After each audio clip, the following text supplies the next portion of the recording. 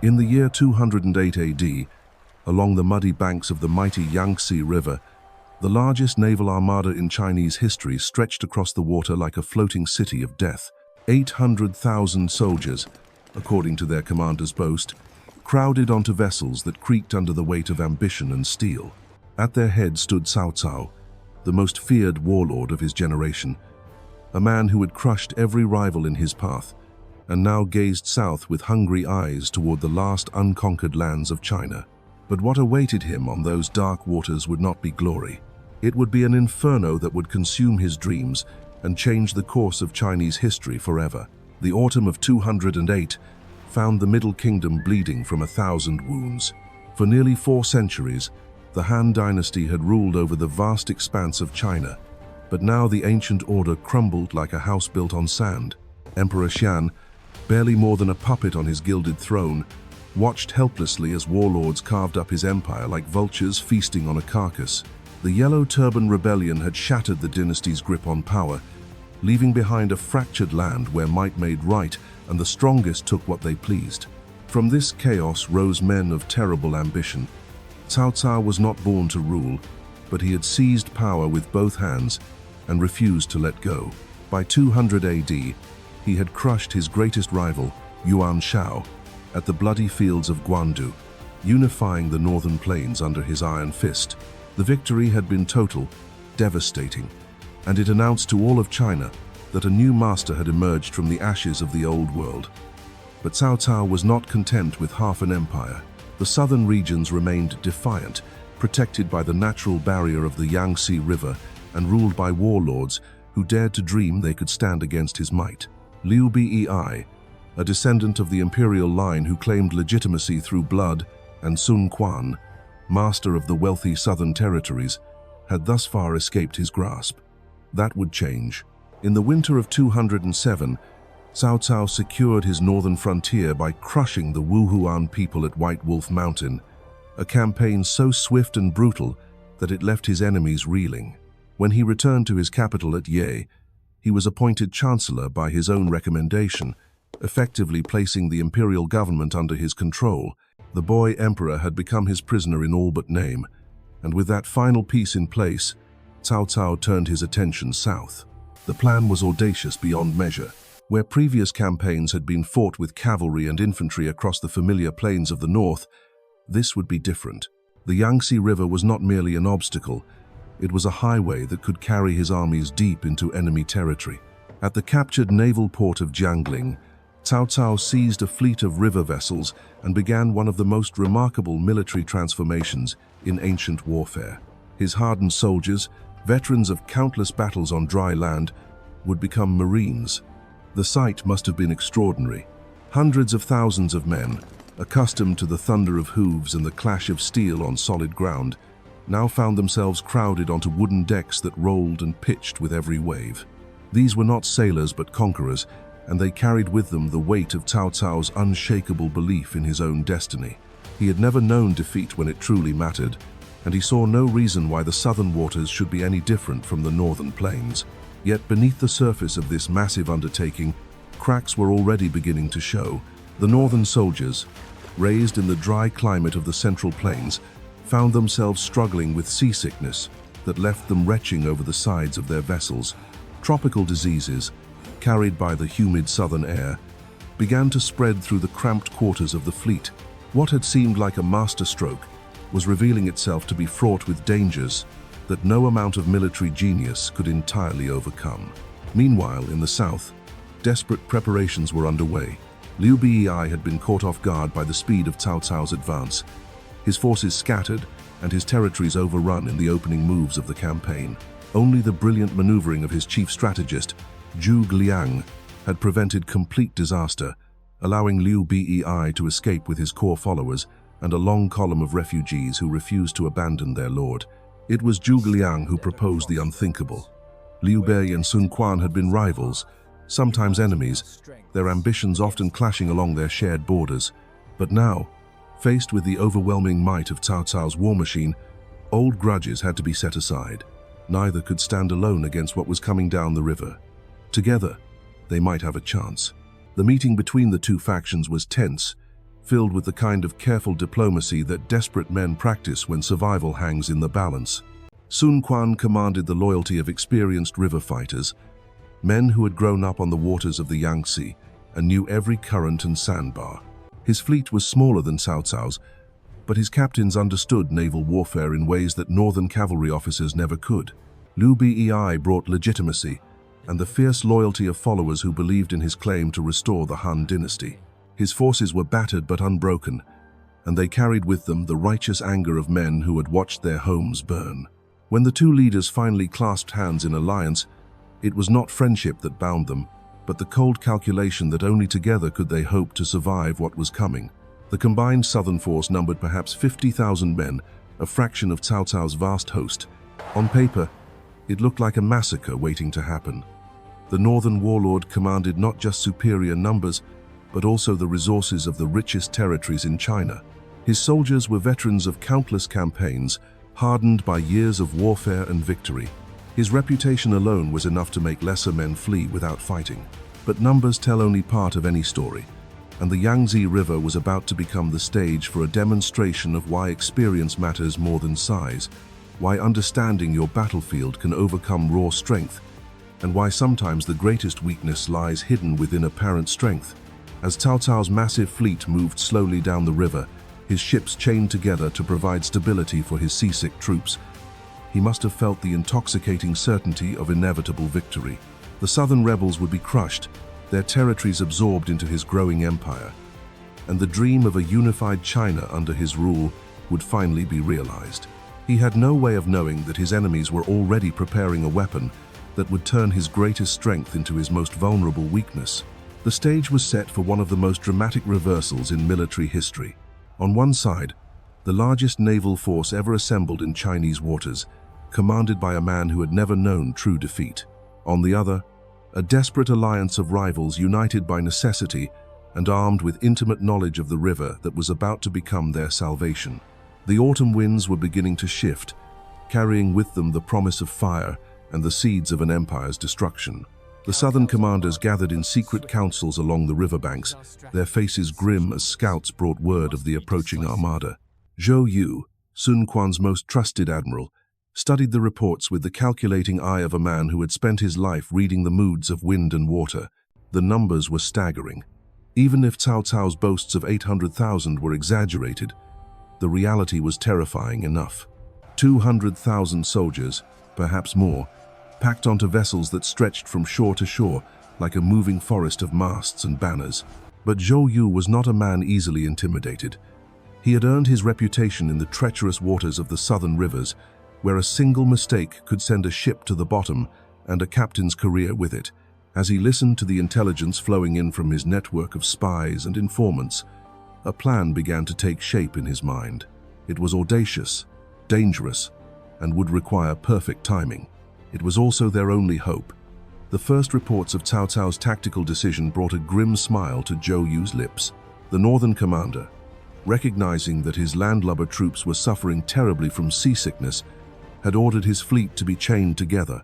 Ship to ship, the vessels were connected by massive iron chains and thick ropes, creating a stable platform that would allow his soldiers to fight as if they were on solid ground. It was an ingenious solution to a pressing problem, the kind of innovative thinking that had made Cao Cao the master of northern China.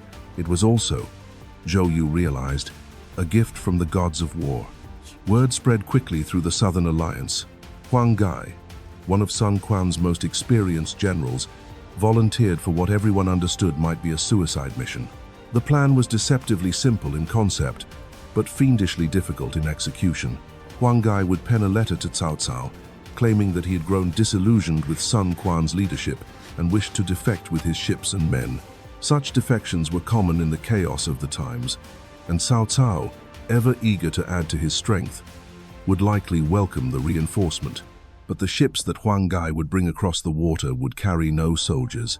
Instead, their holds would be packed with bundles of dry kindling, barrels of oil, and anything else that would burn hot and fast.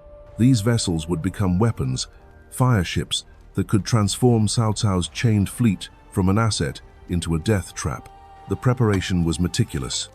Working under cover of darkness, Huang Gai's men hollowed out the interiors of their vessels and filled them with combustible materials. Reeds from the riverbank, dried wood from demolished buildings, and precious stocks of lamp oil were carefully arranged to create the most devastating fire possible. The ships had to look normal from a distance, their masts flying authentic banners, their decks showing signs of normal activity.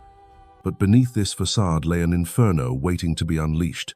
Meanwhile, Zhuge Liang, Liu Bei's master strategist, was studying the weather patterns with the intensity of a scholar poring over ancient texts. Everything depended on the wind. For the fire ships to work, they needed a strong southeastern wind to carry them into Cao Cao's fleet and fan the flames once the attack began.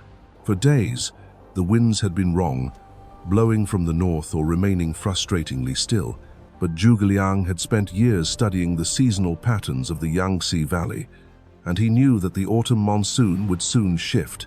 As Cao Cao's fleet drew closer to the Allied position, the tension in the southern camps became almost unbearable. Soldiers sharpened their weapons and checked their armor, knowing that if the fire ship attack failed, they would face a conventional battle against impossible odds.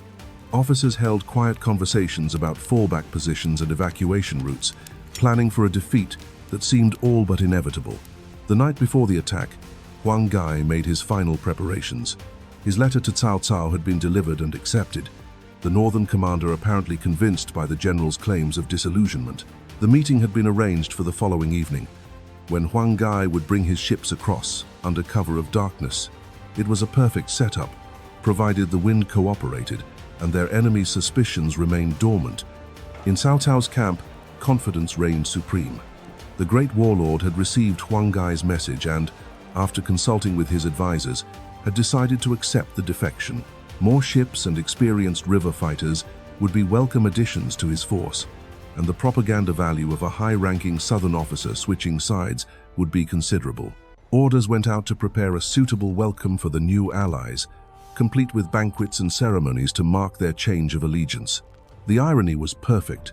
Cao Cao's very success, his reputation for inevitability and his ability to attract defectors, was being used against him.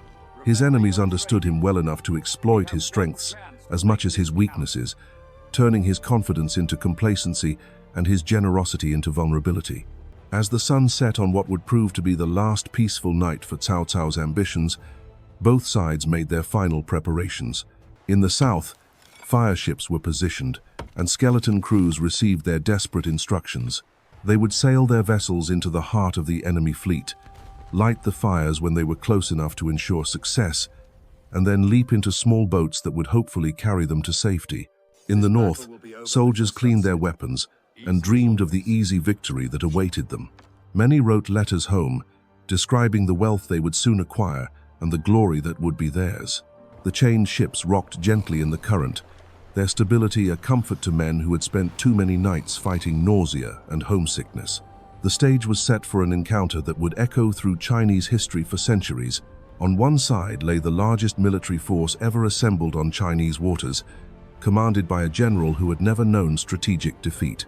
On the other waited a desperate alliance armed with nothing but cunning, local knowledge, and a plan so dangerous that even its architects could not be to shift, certain it would work.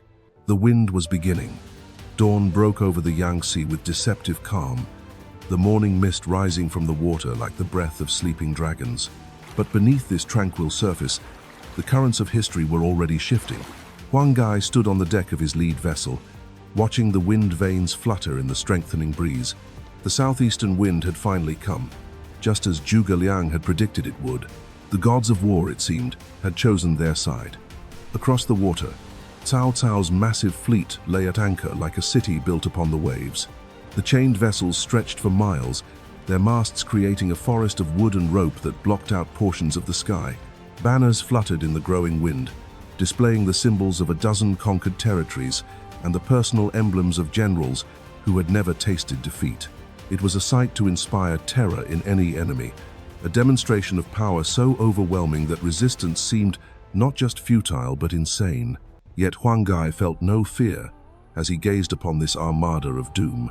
Instead, he saw opportunity written in every chain that bound ship to ship, in every gap between the vessels where fire might spread, in every banner that would soon become kindling for an inferno, unlike anything the world had ever witnessed. The very magnificence of Cao Cao's fleet was about to become its curse. The signal came just as the sun reached its zenith. From the southern shore, a single torch flared bright against the afternoon sky, held aloft by Zhou himself. It was time. Huang turned to his small crew, men who had volunteered for what they all understood might be a journey to the afterlife. Their faces were grim but resolute, bearing the expression of soldiers who had made their peace with death in service of something greater than themselves. The fireships began their final approach in loose formation, maintaining the appearance of a legitimate defection until the very last moment. Below decks, the carefully arranged combustibles waited in darkness, oil-soaked timber and bundles of reeds that would transform these vessels into floating pyres. The skeleton crews moved with practiced efficiency, each man knowing his role in the deadly choreography that was about to unfold. From his command vessel, Cao Cao watched the approaching ships with satisfaction. Intelligence reports had confirmed Huang Gai's growing dissatisfaction with Sun Quan's leadership, and the timing of his defection could not have been better. Fresh troops and experienced naval officers would be invaluable assets in the campaigns to come. The warlord was already planning the ceremonies that would welcome these new allies into his service, the banquets and rewards that would demonstrate his magnanimity to other potential defectors. His advisors stood nearby, some expressing quiet concerns about accepting enemy vessels so close to the main fleet. But their voices were drowned out by the chorus of flattery from courtiers eager to please their master. Cao Cao had surrounded himself with men who told him what he wanted to hear, and what he wanted to hear was that victory was inevitable, that his enemies were crumbling, and that the unification of China was merely a matter of time. The fireships drew closer, their crews maintaining perfect discipline as they navigated between the anchored vessels of Cao Cao's fleet. Northern soldiers lined the rails of the chained ships, curious to see these southern warriors who had supposedly abandoned their cause. Many called out greetings, welcoming the newcomers with the easy camaraderie of men who believed they served the winning side. Huang himself stood prominently on the deck of his lead vessel, playing his part to perfection. He returned the waves and shouts of the northern soldiers, even as his hand rested on the hilt of his sword and his eyes calculated distances and wind patterns. Everything depended on timing. Too early, and the fireships might be stopped before they could spread their deadly cargo. Too late, and the crews might not escape before the flames consumed everything in their path. The moment came without fanfare, marked only by Huang sharp whistle cutting through the afternoon air.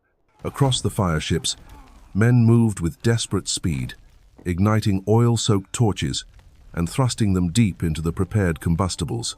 The response was immediate and terrifying. Flames erupted from the holds of the vessels like demons bursting from the underworld, orange and red tongues of destruction that licked hungrily at the wooden decks and rigging above. The transformation was instantaneous. Ships that had moments before appeared as peaceful vessels of defection were suddenly revealed as instruments of annihilation. The carefully arranged kindling caught fire with explosive force, sending pillars of flame shooting skyward and turning the evening air into a furnace of superheated death. The southeastern wind, that gift from heaven that Zhuge Liang had promised, seized the fires and drove them forward with the fury of a typhoon. Panic erupted across Cao Cao's fleet as the true nature of Huang mission became horrifyingly clear. Officers shouted contradictory orders, while soldiers ran in circles, unsure whether to fight the approaching flames or prepare to abandon ship. The chained vessels, moments before a symbol of stability and strength, now became a trap from which there could be no escape. As the fireships smashed into the northern fleet, their blazing hulks clinging to the chained vessels like burning leeches, the flames spread with a speed that defied belief. The sound was beyond description. The roar of the fire mixed with the screams of burning men, the crash of falling masts, and the thunder of exploding stores of oil and tar. Horses, brought aboard to serve the cavalry units, shrieked in terror as their stalls filled with smoke and flame. The great chain that had seemed so clever, so practical, now conducted the fire from ship to ship with mechanical efficiency, turning Cao Cao's entire fleet into a single massive pyre. Men leaped into the dark waters of the Yangtze, their clothing and hair ablaze, only to discover that the river itself had become a trap. Those who could not swim drowned quickly in the heavy armor they wore. Those who could swim found themselves caught in currents that swept them toward burning debris or into the path of other desperate soldiers thrashing in the water. The surface of the river became choked with bodies, some still moving, others already claimed by the flames or the depths. Cao Cao himself stood on the deck of his flagship, watching in stunned silence as decades of careful planning and preparation dissolved into chaos and ash. This was not how the story was supposed to end. He was the master of northern China, the man who had never known true defeat, the architect of a new dynasty that would reunify the Middle Kingdom under his rule. Yet here he stood, helpless, as his dreams burned around him and the night sky glowed with the light of his own destruction. The fire spread beyond the fleet itself, carried by wind and burning debris to the camps that had been established along the shore. Tents and supply wagons erupted in flames as sparks and ash rained down like deadly snow. Soldiers who had escaped the burning ships found themselves trapped between the blazing river and camps that had become infernos. The very magnitude of Cao Cao's force, which had seemed like such an advantage, now worked against him as masses of panicked men trampled each other in their desperation to escape the conflagration. Zhou had timed his follow-up assault perfectly. As the fire ships completed their work and the northern fleet dissolved into chaos, the southern forces struck from multiple directions. War drums thundered across the water as small, nimble vessels packed with fresh troops emerged from hidden anchorages along the shore. These were not the desperate survivors of a defeated army, but seasoned fighters who had spent their lives on these waters, moving through smoke and flame with the confidence of men fighting on familiar ground. The battle that followed was less a military engagement than a massacre. Cao Cao's surviving soldiers, demoralized and disorganized, could offer little resistance to the coordinated assault of their enemies. Those who had not been killed or wounded in the fire found themselves facing fresh troops while they were exhausted, smoke-blinded, and separated from their units. The southern forces showed no mercy, cutting down fleeing northerners and capturing those too wounded to resist. By midnight, the greatest naval fleet in Chinese history had ceased to exist. Where hundreds of vessels had once anchored in perfect formation, only burning wreckage remained, drifting slowly downstream like funeral pyres for an empire's ambitions. The Yangtze ran red with blood and black with ash, its waters choked with the debris of Cao Cao's shattered dreams. The great warlord himself barely escaped with his life, fleeing north with a handful of loyal followers as his surviving forces disintegrated around him. The man who had boasted of commanding 800,000 warriors now led perhaps a few thousand demoralized survivors, their faces bearing the haunted expressions of men who had witnessed the impossible. The unifier of China had become a refugee in his own empire, his reputation for invincibility shattered as thoroughly as his fleet. As dawn broke over the Yangtze, revealing the full scope of the catastrophe, messengers raced north and south with news that would reshape the political landscape of China. Cao Cao's defeat was not merely a military setback, but a fundamental shift in the balance of power that would echo through the centuries. The dream of reunification had died in the flames of Red Cliffs, and in its place rose the reality of a divided realm where three kingdoms would struggle for supremacy for generations to come. The fire ships had accomplished more than their creators had dared hope. They had not merely defeated an army, but had altered the course of Chinese civilization itself, ensuring that the ancient land would remain fractured and that the stories born from this division would captivate imaginations for 1,000 years and more. The flames that consumed Cao Cao's fleet at Red Cliffs did more than destroy ships and soldiers. They incinerated the last hope of reunifying China under a single ruler and gave birth to an era that would define Chinese culture for millennia.